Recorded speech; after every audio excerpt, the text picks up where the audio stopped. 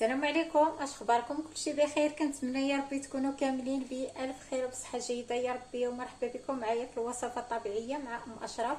اليوم باذن الله جبت لكم وصفه رائعه، وصفه اقتصاديه ووصفه فعاله ومجربه. هاد الوصفه اللي كتعلق بالسعال، سيل الانف، اللي كتخلصك من سيل الانف، من الكحه، من الحمى، بحال كذا داك التنفس، كتنظف الصدر. وصفه غادي نقول لكم رائعه هاد الوصفه، خصوصا الناس اللي قال لي ما كتبقاش تقدر بحال هكا تشري تاخذ بحال هكا الادويه. هاد الوصفه غادي نقول لكم وصفه اقتصاديه، المكونات كلهم موجودين عندكم في البيت، ما غاداش تخرجي تاخذي ليا شي حاجه. يلا عيا تبعوا معايا، غادي نعطيكم واحد المشروب باذن الله. غادي نشارك معكم واحد البخار او اللي غادي ديروه استنشاق. هاد الوصفه شوفوا ديروها ليكم لوليداتكم، اي واحد يقدر ياخذها. شوفوا الله يعطيكم صحتكم والهديه يضركم. غير ما تنسونيش من التشجيعات ديالكم، من اللايكات ديالكم، وتبارطاجيو هذا الفيديو. بحال هاد الوصفه بزاف الناس محتاجين ليها. شوفوا يعني من واحد لواحد، راه شوفوا نتوما الله يجعل لكم نتوما في ميزان حسناتكم.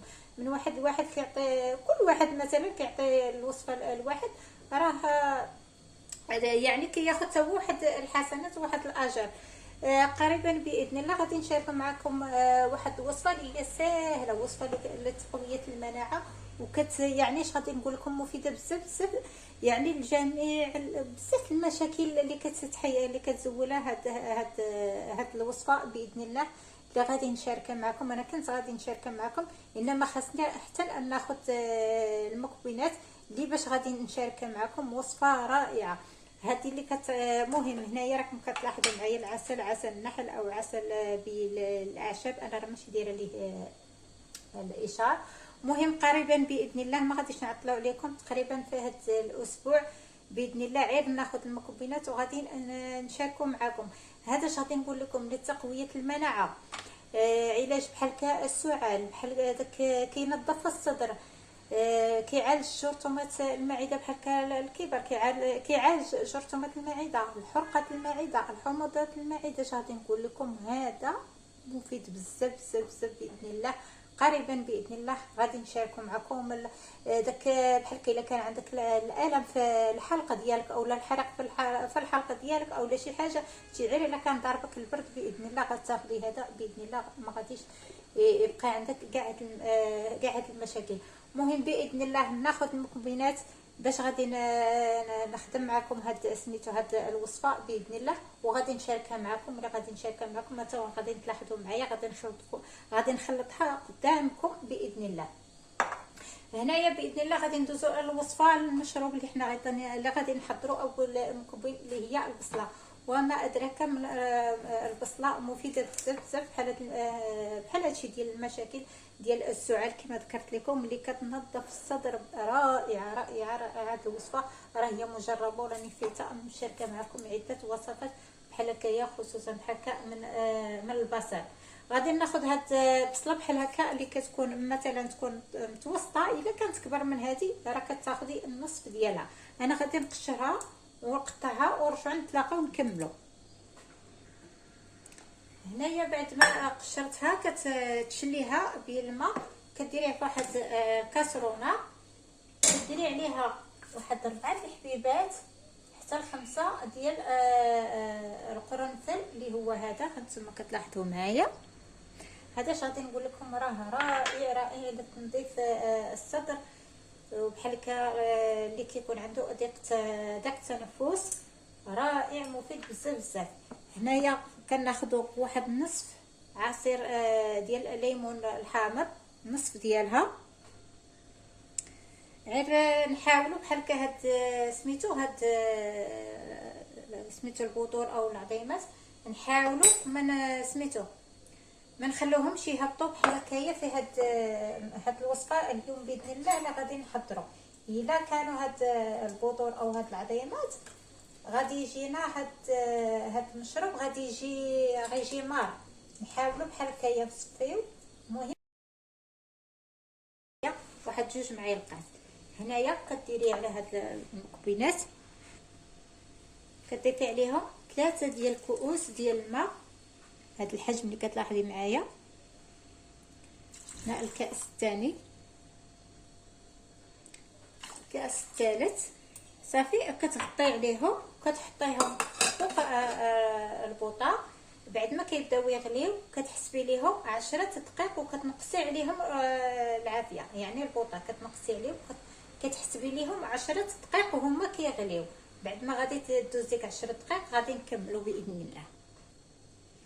هنايا صافي بعد ما دازت ديك 10 دقائق كنخلوه صافي، هو مازال يلاه طفينا عليه. كتضيفي عليه واحد معلقه صغيره ديال البابونج بحال هكا، ها هي غسلتها اللي هو هذا، اولا واحد 3 ولا 4 الوريقات ديال اللويزه. هذا منه كيهدان، منه راه كي سميتو وكينعس بحال هكايا كيرخي. الا كانوا بحال هكا حتى سميتو كما ذكرت لكم حتى لوليداتكم تقدروا ديروه اليوم. صافي كترجعي تغطي عليه وكتخليه حتى كيدفى هاد المشروب. صافي هنايا كتخليه كما ذكرت لك حتى كيدفى. من بعد دوزي تصفي غادي بحال هكا واحد المشروب. علاش درنا 3 ديال الكؤوس ديال هكا ديال الماء بهاد الكأس؟ يعني هاد الوصفه يعني كتخاب 3 ديال المرات في النهار.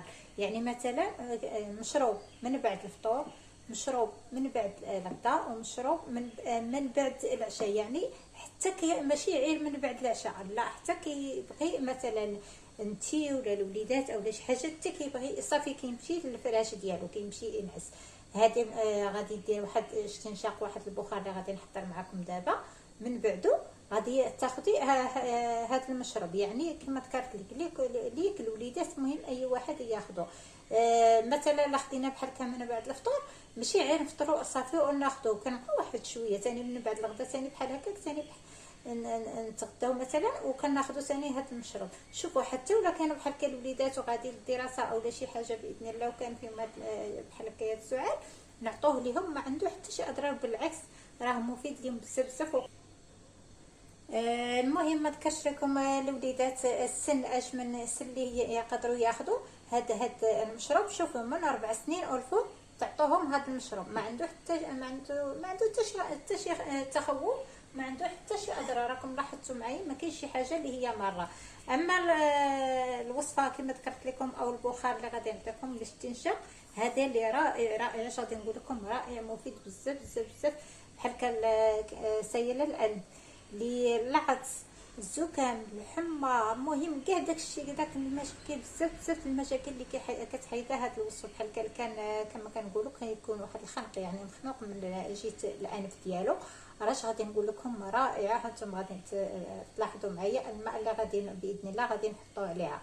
هنايا كما كتلاحظوا معايا سميتو الكاليتوس ما كتاخذوه راه في الشارع. لما لقيتوش بحال هكا في الشارع كتاخذوه، راه كاين عند في المعشبات، راه كيتباع عند العشابه.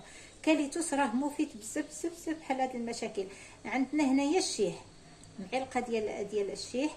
عندنا حبيبات ديال القرنفل كما كتلاحظوا معايا، اولا معلقه صغيره، معلقه كبيره ديال الزعتر. هاد نصف حامضه اللي حنا درنا دابا في هاد المشروب اللي قطعناها. هنا عندنا اليازير او كليل الجبل. هانتوما كتلاحظوا معايا مكونات راه هما بساط رائعين وكيعطيو واحد النتيجه كما ذكرت لكم اللي هي رائعه. كديري كاع هاد المكونات كديريهم في واحد الكاسرونه.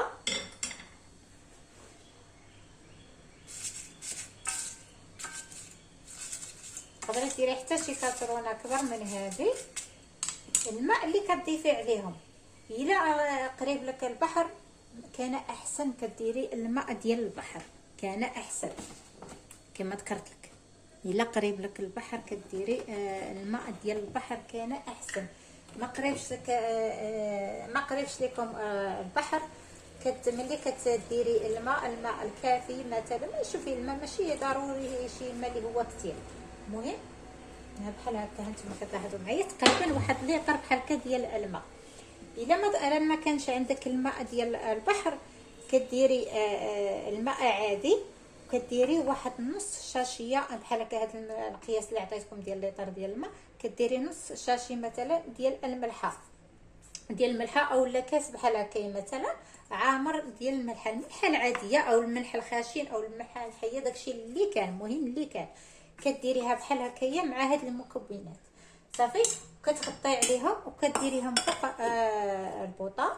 بعد ما كيغليو كتحسبي ليهم واحد الدقيقه باش غير دوك المكونات باش يطلقوا اللي درنا. كتحسبي ليهم واحد الدقيقه وهما كيغليو، وضروري هما مغطي عليهم، ضروري الاعشاب يكونوا مغطي عليهم. وهما اصلا في هذه الوصفه ضروري خصنا نكونوا مغطين عليه، حيت حنا محتاجين داك البخار باش نديروا واحد استنشاق. غادي ندير هذه دابا ملي غتغلى ونعطيكم الطريقه ليكم وحتى لوليداتكم. صافي هنايا كما ذكرت بعد ما كدوز 10 دقائق كتحيدي هاد الغطاء وكديري واحد استنشاق، واحد البخار بحال هكا ليكم الكبار والصغار. الصغار اللي يقدروا يديروا هاد الاستنشاق. هاد الطريقه كنديروها بالليل، كتحطوا واحد الفوطه على الراس ديالك وكديروا واحد الاستنشاق حتى كتحسي براسك كالعرق تعرقتي مزيان. من بعد صافي كتاخدي هاد الطريقه كنديروها بالليل. من بعد كتاخدي هاد المشروب وكتمشي تنعسي باذن الله ويكون خير.